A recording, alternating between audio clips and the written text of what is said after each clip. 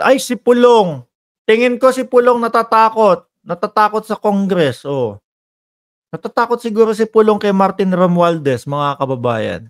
Oh, naku, matitrigger na naman itong mga DDS na ito. Sabihin, Mark, puro kakalokohan kung ano-ano mga pinagsasasabi mo. Oh, pakita natin, mga bossing, para naman satisfy. No? O, eto. Share screen. Tapos punta tayo dito. Eto na si Pulong. Oh, Pulong! Ayan! Oh. Mayor Alfred Romualdez. Ayan, mga boss. Chief Amo, sir. Ano po? So, Mayor Alfred Romualdez. Sabi dito, mga bossing, pag nag-rally at nakapagbitaw ng maanghang na mga salita, mahirap bawiin yan.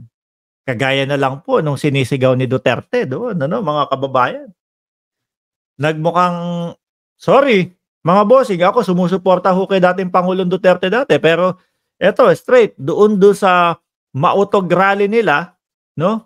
Hakdog ng mautog. Katunog no? Hakbang ng maisog, hakdog ng mautog.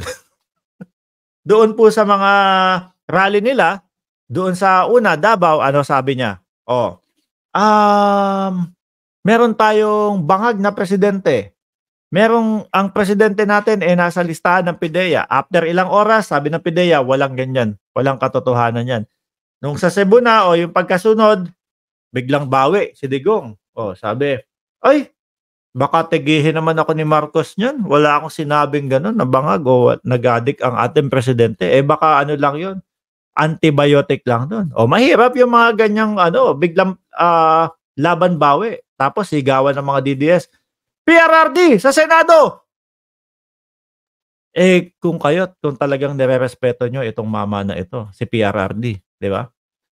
Hindi nyo hihilingin na pumasok ng Senado yan. Bakit mga kababayan? Kung nakikita nyo, inconsistent na, patalon-talon na, at siya na mismo yung kumukontra doon sa mga sinasabi niya, kakainin ho ng buhay ng mga senador yan, mga kababayan, pagdating ho sa debate. Pagtatawanan ho tayo ng sambayan ng Pilipino. Pagtatawanan tayo sa buong mundo ho, mga kababayan. Tignan mo yung binoboto ng mga hindi na nga kaya nung matanda. Ibinoto pa din nila dahil sa idol nila. Iba-iba na nga yung sinasabi. Medyo may pagka nag-uulyanin na nga di ho ba? Mahirap bawiin yan. Tuloy natin. Yung mga bitaw na maanghang na salita. Kagaya na lang ho ni Sino ba yon? Si Pantaleon Alvarez. Kamot. Hindi ko na naririnig si Pantaleon Alvarez ay baka kasama ni dating Pangulong Duterte kasi laging magkasama yun di ba? Huli ko silang nakita pareho May 11 yung press conference na magkatabi sila. Pero yung sinasabi nilang kumakain sa karinderya, hindi ko pa nakikita yung picture na yun. Hindi ko pa nakikita yung litrato na yun. Pero dati, mga boss, pagkababa ng termino, pagbalik ng Davao ni dating Pangulong Duterte, merong mga merong mga video na lumabas di ba? Kumakain. Sabi nga ang simple talaga ni Tatay Digong. Ang lang, kita mo sa mga karinderya lang kumakain. Baka yun lang din ang ipakita, no? Baka yun lang din yung panglabas nila sa mamamayan. Tuloy. Saan na ba? Nasaan ako? Yung mga bitaw na maanghang na salita, gawin na lang sa plenary, yan sa Congress. Yan nga, tama. Diba, sa loob ng Congress na lang, sabi niya, kung may issue kayo kay Speaker, bakit hindi mag-privilege speech dyan sa Congress? Si Congressman Duterte, si Pulong, mga kababayan. Diba? Kumbaga, kung ano ang mga sabihin niya dyan, mga kababayan, secured pa siya na hindi siya makakasuhan. Di ho ba? Kung may issue kayo kay Speaker, bakit hindi mag-privilege speech dyan sa Congress? Dyan sa Congress, tama. Si Congressman Duterte, Pulong. I think you will get solution there more than you can get it in the street. Correct, mga bossing. Hindi, pag in-address nila yan, lalo na sa Kongreso, mga kababayan, hindi puwedeng hindi pansinin 'yan. Eh, sa kalsada ho, hindi na nga sila pinapansin. Hoy mga DDS, alam ko siguro mga 300 kayo diyang nanonood. Mag-comment nga kayo, sabihin niyo nga, aanga-anga kami. Wag kayong silent ano diyan, mag-comment kayo mga DDS. 'Di ba, sabihin niyo, aanga-anga kami. Tahimik niyo, hindi kami sanay na tahimik kayo. Mag-comment kayo diyan, ilabas niyo ang inyong galit. Sabihin niyo, "Mark Ramos, bangag ka." Ayan na si Janet Torres, uto-uto nga nag-comment ka. Uto-uto talaga yung mga DDS ano. Mag-comment ka nga diyan, nag-comment naman, aanga-anga ka. Galing niyong utuin. Kaya naniniwala talaga kayo ako na uto-uto kayo kay Maharlika, uto-uto kayo dun sa mga sa mga vlogger ninyo. Sabi ko lang, mag-comment kayo diyan. Oh, si Janet ang unang-una, oh, nauto.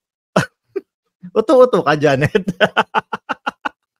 Anyway, o bakit nga hindi dalhin sa Congress, mga kababayan? Mas magkakaroon sila ng ano dun, ng kasagutan. Hindi kagaya diyan sa kalsada, wala na ngang pumapansin sa kanila. 'Di ho ba? Wala na, ayaw na nga silang pagradihin. Paano ang maririnig mo, eh, puro mura lang. Ang maririnig mo, eh, puro mga ano lang, kasinungalingan lang.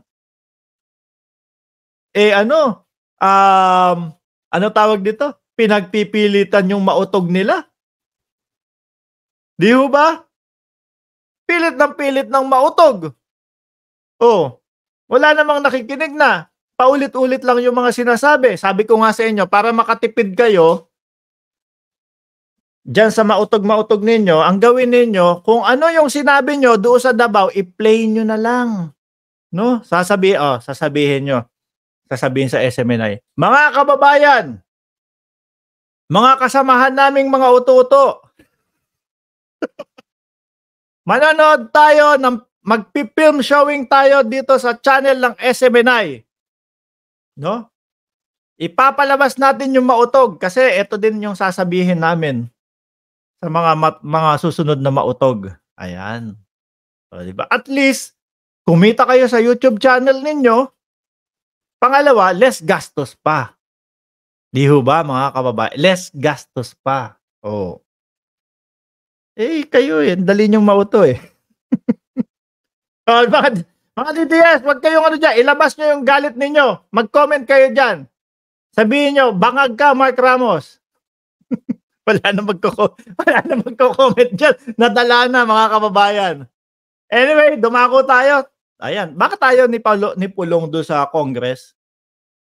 Natatakot siguro na magsalita dun sa Congress, mga kababayan. Kabado siguro ano, pangkalsada lang. Sa kalsada, eh, siyempre madami ho sila dun, 'no?